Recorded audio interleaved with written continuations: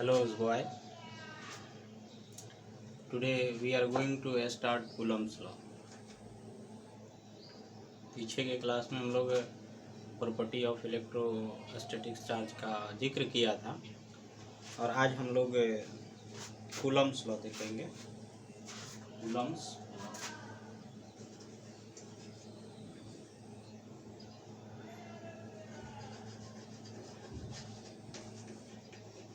Coulomb's ठीक।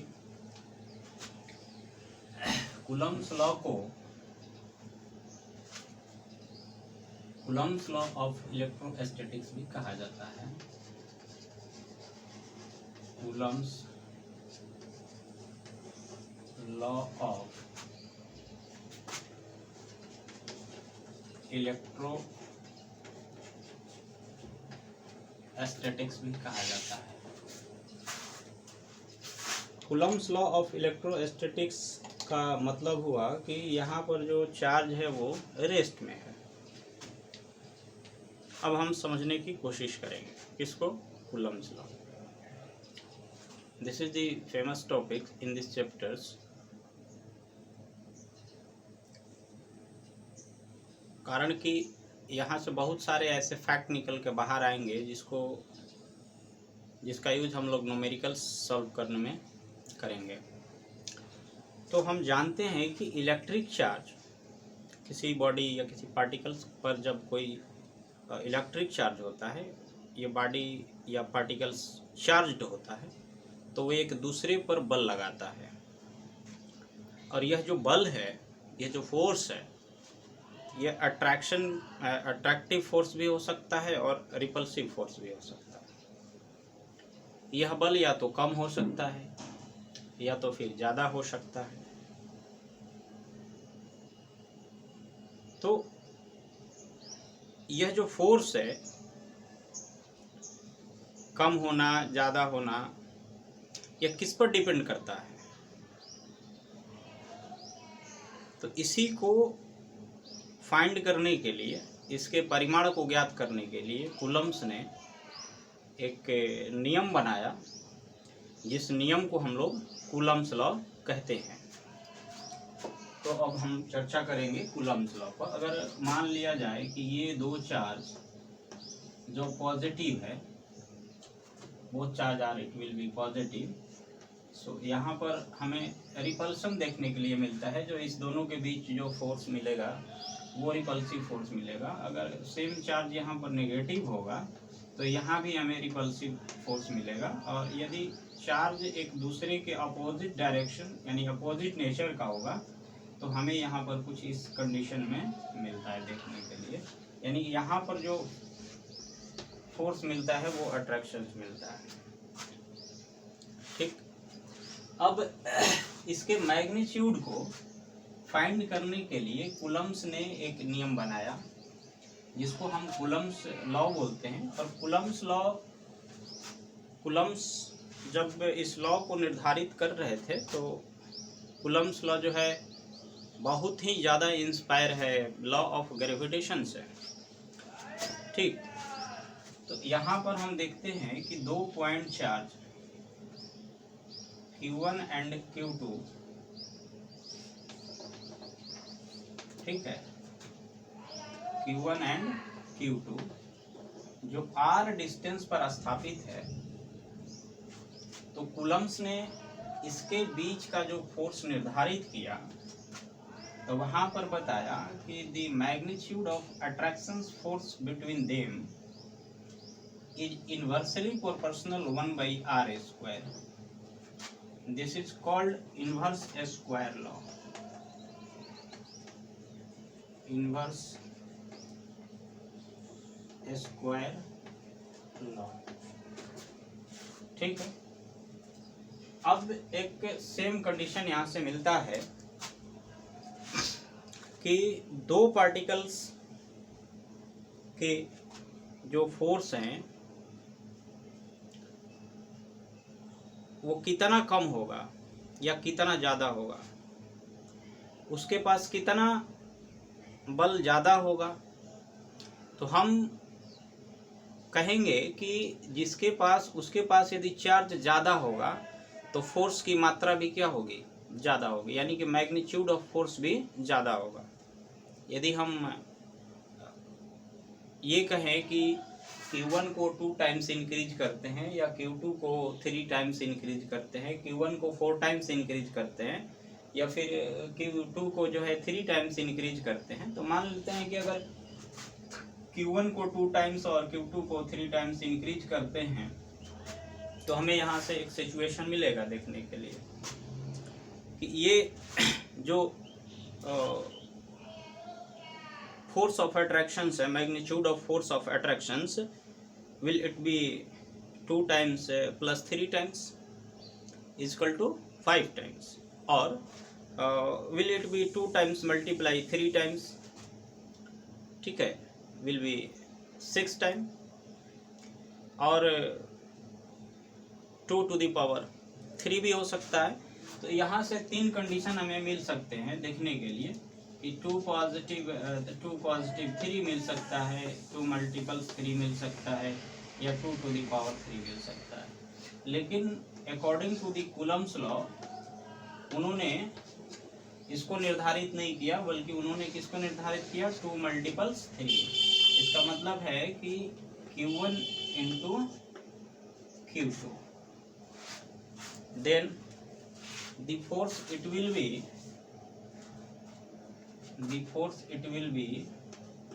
F directly proportional Q1 into Q2। अब दोनों ही इक्वेशन को हम क्या करते हैं, कंबाइन करते हैं, तो we get F directly proportional 1 by F directly proportional Q1 Q2 by R square, ठीक है। अब यदि हम इसको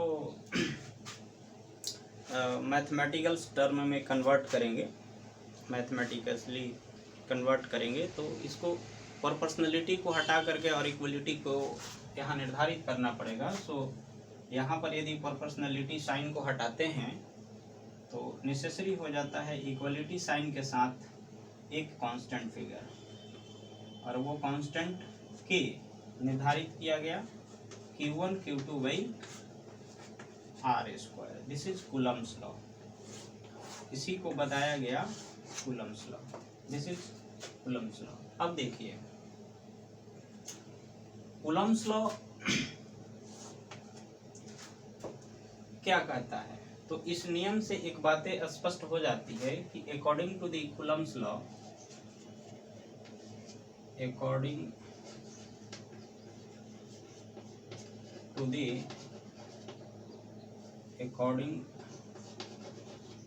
the Coulomb's law, ठीक है, the magnitude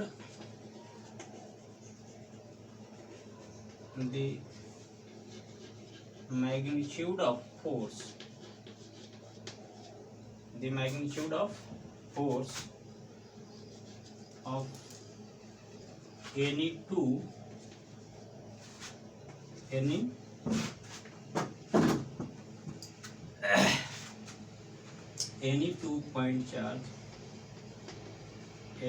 point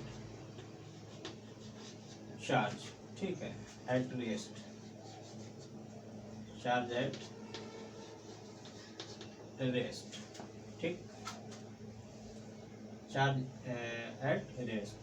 तो फर्स्ट कंडीशन में मिलता है कि the magnitude of force rest is directly proportional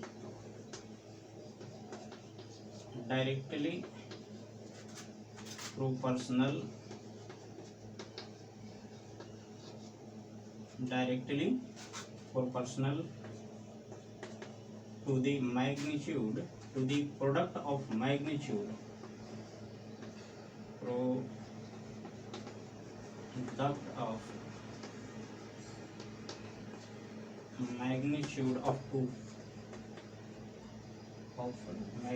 of two charge, ठीक। यहाँ मिल गया कि F directly proportional the magnitude, product of magnitude of two charge. And second case मिलता है and inversely proportional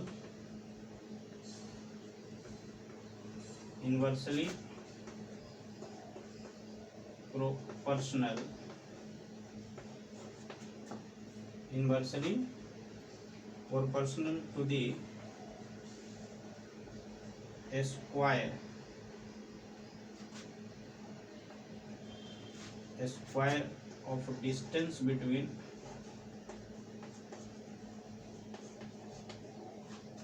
square of distance between them। Okay, तो ये हमको मिलता है यहाँ से कूलम्स लॉ। ठीक है, इसको नोट कीजिए। अब देखिए यहाँ पर हमें एक चीज मिला कांस्टेंट, और इस कांस्टेंट को हम लोग कांस्टेंट ऑफ प्रोपोर्शनलिटी के भी नाम से जानते हैं। क्या जानते हैं? कांस्टेंट ऑफ प्रोपोर्शनलिटी, या इसी को हम लोग इलेक्ट्रोस्टैटिक्स फोर्स कांस्टेंट भी बोलते हैं। ठीक, और इसी को हम लोग कूलम्स कांस्टेंट भी बोलते हैं। तो इसको नोट करते हैं। इसको हम लोग वेयर के is constant of proportionality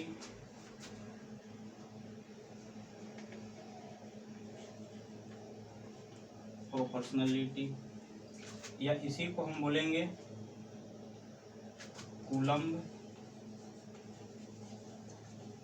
Coulomb's constant,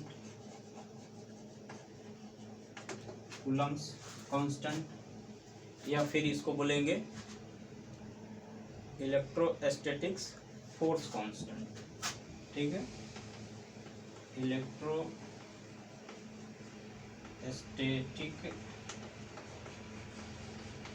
force constant. ठीक है, अब देखिए, अब हमें समझने की जरूरत है कि आखिर ये जो कांस्टेंट है, यहाँ तो समझ आ रहा है कि ये जो फोर्स है डिपेंड करता है Q1 Q2 के प्रोडक्ट पे, मल्टीप्लाई पे, और इसके बीच की जो दूरी है r, उसके स्क्वायर पर ये फोर्स डिपेंड करेगा। लेकिन ये जो कांस्टेंट है यह किस पर डिपेंड करता है? ठीक, तो हमारा आंसर होगा कि K is the characteristics of medium. K जो है डिपेंड करता है कि ये जो दोनों चार्ज है किस मीडियम्स में है, या दोनों चार्ज के बीच कौन सा मीडियम स्थापित है। जैसे अगर हम एक एग्जाम्पल से समझने की कोशिश करें, एक एग्जाम्पल से हम लोग समझने की इसको कोशिश करते हैं कि यदि दो चार्ज के बीच 100 S10 फ्लो कर रहा है, मतलब है कि यदि एक चार्ज दूसरे चार्ज को 100 S10 से खींच रहा है, ठीक है, तो फोर्स की मात्रा 100 हुई, 100 S10, और प्रत्येक S10 की अपनी एक एक फोर्स है। और यदि हम इस सिस्टम को ले जा करके वाटर में डाल देते हैं, वाटर मीडियम में, तब हमें ज्ञात होता है कि 100 S10 में से 90 S10 जो है वाटर ने अपने अंदर डिसॉल्व कर लिया, यानी कि अपने अंदर परमिट कर लिया। तो जो रिमेनिंग S10 है वो कितना बचा? 10। तो फोर्स की अब मात्रा कितनी रह गई? 10। इसका मतलब ये हुआ कि जो बल की फोर्स का जो मैग्नीट्यूड है वो एयर या फ्री स्पेस वाले मीडियम से क्या हो गया? कम हो गया। अब उसी प्रकार अगर इसी सिस्टम को ले जाके किसी दूसरे मीडियम्स में डाल देते हैं तो फिर वहाँ और कम हो जाता है, या थोड़ा मान लीजिए ज़्यादा हो जाता है। तो इस प्रकार से हमें ये समझ आता है कि ये जो मीडियम का नेचर्स है, कैरेक्टरिस्टिक्स ऑफ मीडियम है, ठीक है, उसी पर कांस्टेंट यानी कि कूलम कांस्टेंट का मान डिपेंड करता है।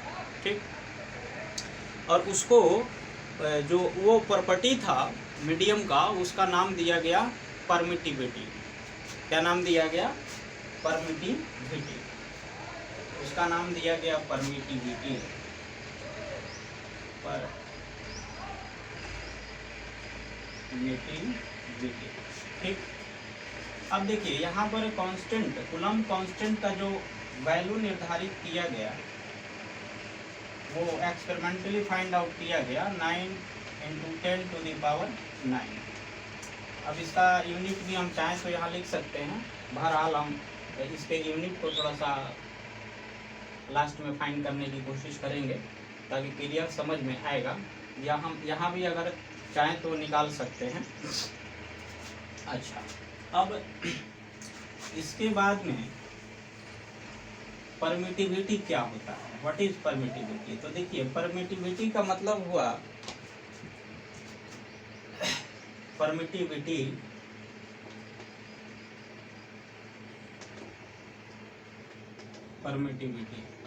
ठीक है। परमिटिविटी किसी मीडियम का नेचर है, परमिटिविटी किसी मीडियम का नेचर है, यानी कि permittivity is property of medium which decide how much force is to be applied between two charge.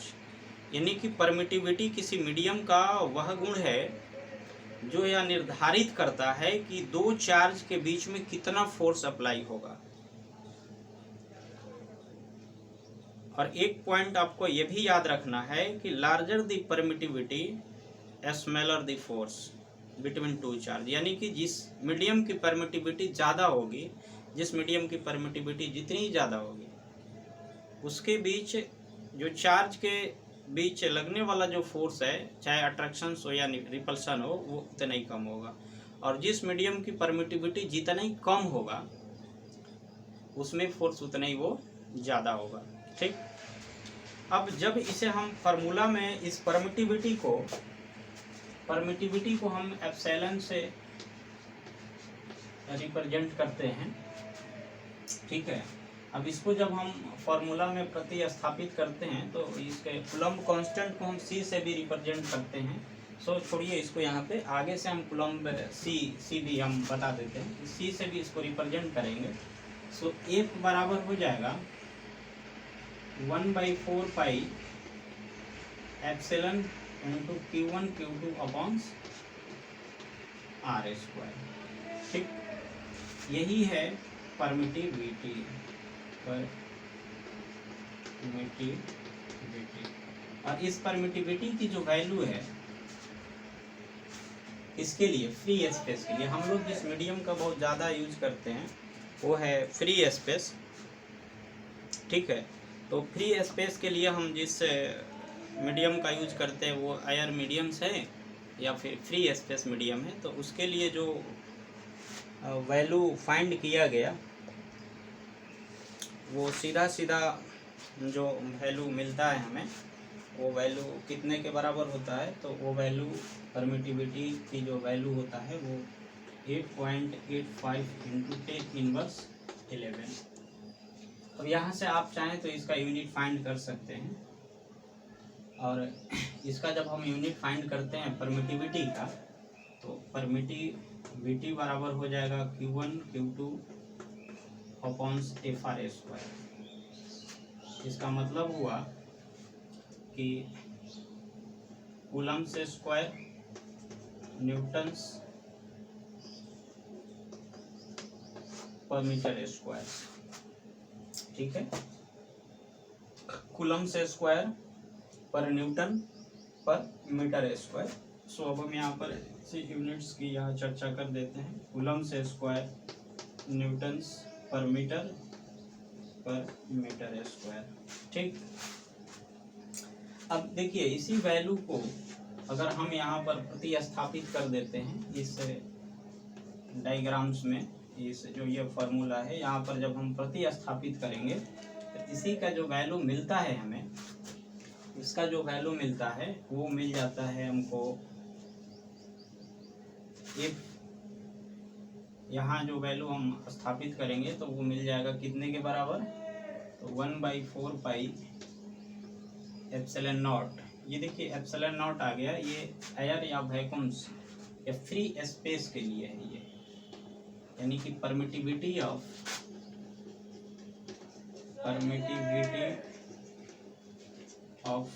Free space,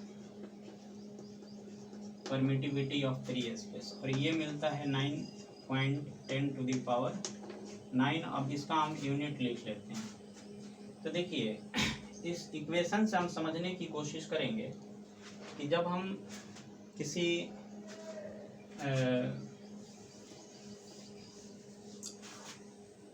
फॉर्मूले को तभी सत्यापित मानते हैं जब दोनों ही साइड का, यानी कि both side of unit are equal, Q1 Q2 upon R square. तो यहाँ पर देखते हैं कि यहाँ पर एक साइड में है फोर्स, तो इसका मतलब है कि इसका यूनिट तो न्यूटन होना चाहिए। तो इसका मतलब है कि यहाँ पर भी यूनिट, इस पूरे क्वांटिटी की यूनिट n के बराबर यानी न्यूटन्स के बराबर होना चाहिए। तो इसका मतलब है कि यहाँ पर एक न्यूटन्स के लिए न्यूटन्स का होना जरूरी है। सो यहाँ पर हम n लिखते हैं, न्यूटन्स लिख दिए, ठीक है। अब यहाँ पर देखिए कांस्टेंट Q1 Q2 के साथ मल्टीप्लिकेशन फॉर्म में है। सो यहाँ पर Q1 Q2 मिला करके कूलम्ब स्क्वायर बनता है। सो C इनवर्स 2 का होना, और ये मल्टीपल में है, ठीक है। तो यहाँ पर C इनवर्स 2 का होना जरूरी है। और यहाँ पर देखिए R है, ठीक है। यहाँ पर क्या है, R स्क्वायर यानी मीटर स्क्वायर, तो यहाँ पर एक मीटर स्क्वायर का भी होना जरूरी है। सो अब हमारे पास जो यूनिट मिला वो मिला कितना, तो वो मिला newton metre square coulomb inverse 2, ठीक है। कितना मिल गया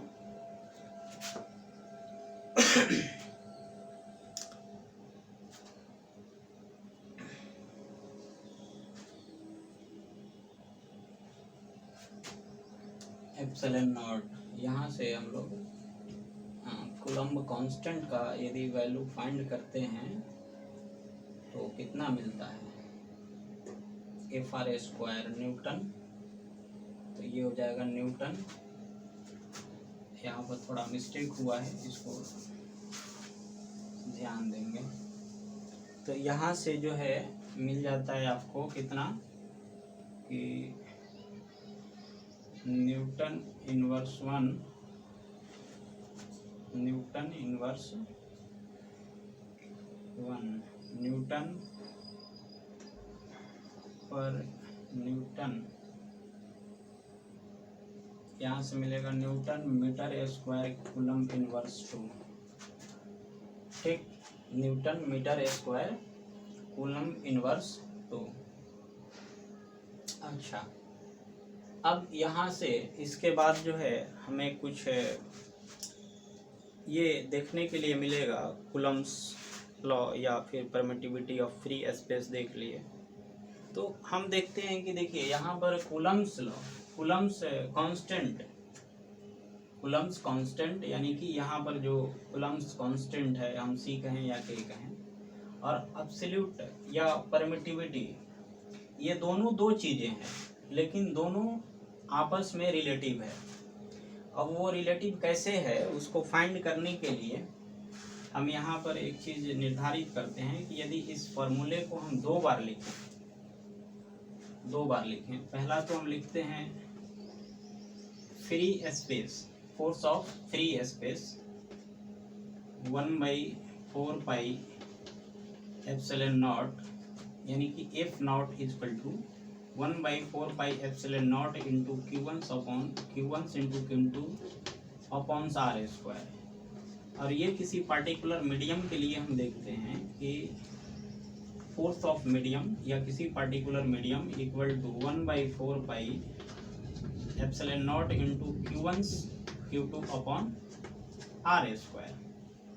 अब दोनों का जब हम कंपैरिजन करते हैं, ठीक है, इस दोनों ही का जब हम कंपैरिजन करते हैं तो एक चीज हमें मिलता है, और वो मिलता है force of medium upon force of free space equal to कितने के बराबर हो जाएगा, तो ये हो जाता है एप्सिलॉन नॉट अपॉन एप्सिलॉन, या इसी को हम लिख सकते हैं कि force of free space upon force of medium equal to epsilon upon epsilon not.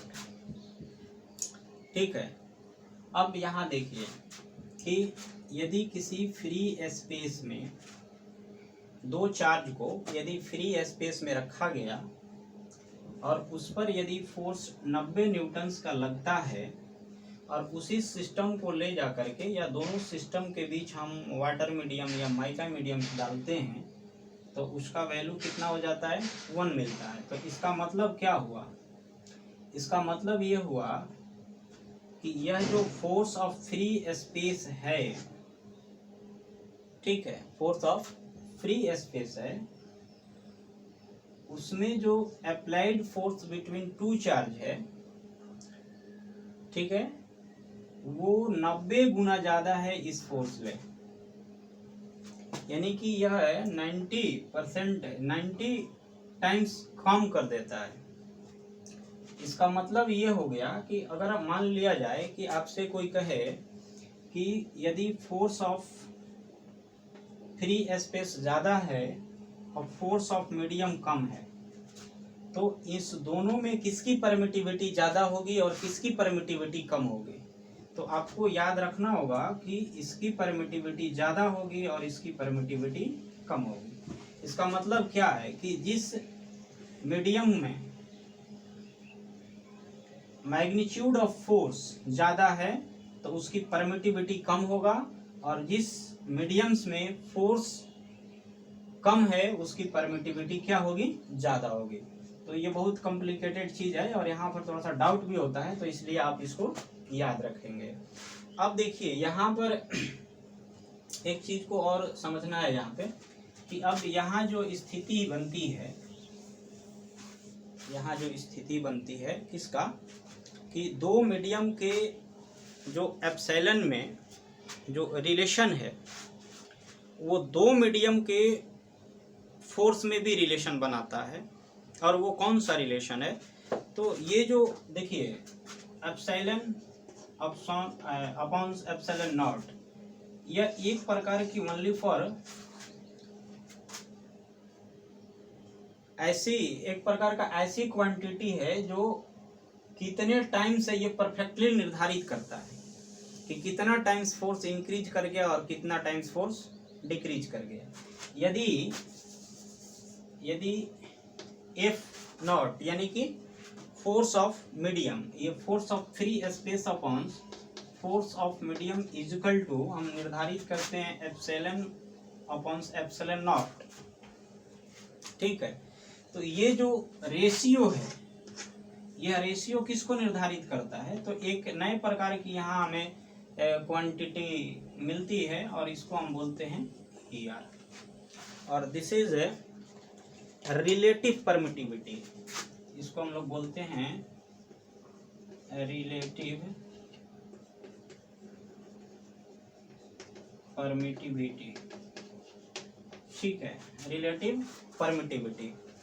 अब देखिए जो ये रिलेटिव परमिटिविटी है, यहाँ से एक रिलेशन तो मिल गया स्पष्ट क्लियर से कि जो रिलेटिव परमिटिविटी है एक प्रकार का, यानी कि एप्सिलॉन बटे में epsilon naught is equal to relative permittivity, यानी कि permittivity of particular medium upon permittivity of free space are equal to relative permittivity. और इसकी कोई यूनिट नहीं होती है क्योंकि दोनों ही सेम क्वांटिटी है, सो इसका कोई यूनिट यहाँ पर हमें नहीं मिलेगा। ठीक है, अब यहाँ पर हम देखते हैं कि यदि यहाँ से एक और चीज़ हमें मिलता है कि अगर हम कंपैरिजंस करते हैं, यहाँ से इस फॉर्मूले को लेते हैं कि यदि फोर्स ऑफ फ्री स्पेस और फोर्स ऑफ किसी पर्टिकुलर मीडियम, तो यहाँ से हमें समझ आता है कि परमिटिविटी या relative permittivity are equal to कितना मिलेगा हमको, रिलेटिव परमिटिविटी बराबर मिल जाता है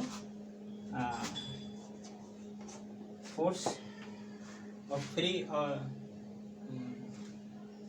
अच्छा ये तो है ही, यहाँ पर हमको फोर्स ऑफ मीडियम को अगर फाइंड करना है तो हमें मिल जाता है फोर्स ऑफ फ्री स्पेस और फोर्स ऑफ रिलेटिव परमिटिविटी। ठीक है, और यहाँ से एक और ये बड़ा फेमस कंडीशन है, इसको हमेशा याद रखेंगे, इस फैक्ट का बहुत ज़्यादा यूज न्यूमेरिकल्स में होगा कि किसी भी यदि पर्टिकुलर मीडियम का फोर्स फाइंड करना है, यदि उसकी रिलेटिव परमिटिविटी और ये हमें ज्ञात ही है फोर्स ऑफ फ्री स्पेस, तो हम बड़ी आराम से इसको फाइंड कर सकते हैं। या इसमें से कोई भी दो क्वांटिटी दिया रहे तो हम किसी तीसरे क्वांटिटी की वैल्यू को फाइंड कर सकते हैं। इसके बाद एक और छोटा सा कंडीशन आपको याद रखना होगा, और वो कंडीशन है, यहीं से एक रिलेशन मिलता है। देखिए कि यहाँ से जो एप्सिलॉन की वैल्यू है वो कितने के बराबर हो जाएगी, तो epsilon not into epsilon R. ये कंडीशन याद करना जरूरी है। क्यों? क्योंकि इसका हम अब सीधा सीधा यूज करेंगे किसमें, फॉर्मूले में। किसमें? कूलम्स फार्मूले में। कूलम्स फार्मूले में कैसे? तो देखिए, अगर मान लिया जाए कि अभी हमने बताया कि परमिटिविटी ऑफ मीडियम, किसी भी पर्टिकुलर मीडियम की परमिटिविटी क्या होती है, अलग अलग होती है। तो अगर मान लिया जाए कि हम फोर्स ऑफ परमिटिविटी किसी पर्टिकुलर मीडियम का अगर हम लोग फोर्स निकालते हैं मीडियम के लिए, तो यहाँ पर हम जो फार्मूला लिखेंगे 1/4 pi epsilon into Q1 Q2 upon R square. लेकिन यहाँ पर परमिटिविटी की वैल्यू तो हमें पता नहीं है, क्योंकि हमने फाइंड किया मान एक्सपेरिमेंटली 1/4 पाई एप्सिलॉन नॉट। ठीक है, तो जब तक हम इस टर्म में अपने फार्मूले को एक्सप्लेन नहीं कर लेते, ये वैल्यू निकालना क्या हो जाएगा, इम्पॉसिबल हो जाएगा। So we can written as, हम लोग यहाँ पर क्या करते हैं कि यहाँ पर देखिए एप्सिलॉन किसके बराबर है, epsilon not into relative permittivity. So यहाँ पर हम लिखेंगे force of medium is equal to 1/4 pi epsilon not into epsilon, यानी कि relative permittivity into Q1 Q2 upon R square. ठीक है, अब मतलब है कि जिस मीडियम की हम बात करेंगे, चाहे वाटर मीडियम की बात करना हो, यदि वाटर मीडियम की रिलेटिव परमिटिविटी दिया है तो ये वैल्यू तो हमें पता ही है, बाकी इसका वैल्यू लिख देंगे और बाकी सब्जियों का रह जाएगा। तो अब से हम लोग कूलम्ब फोर्स के लिए जो व्यंजक लिखने का काम करेंगे किसी पर्टिकुलर मीडियम के लिए, वो Fm बराबर 1/4 pi epsilon not into relative permittivity into Q1 Q2/R square लिखेंगे। ठीक, अच्छा, ये तो हुआ इसका स्केलर फॉर्म कूलम्स लॉ का। तो नेक्स्ट लेक्चर्स में हम लोग एक्सप्लेन करेंगे जो व्यंजक, जो एक्सप्रेशन हम फाइंड करेंगे कूलम्स लॉ का वेक्टर फॉर्म। ठीक है, आज के लिए इस क्लास में इतना ही। बहुत बहुत धन्यवाद, बहुत बहुत धन्यवाद।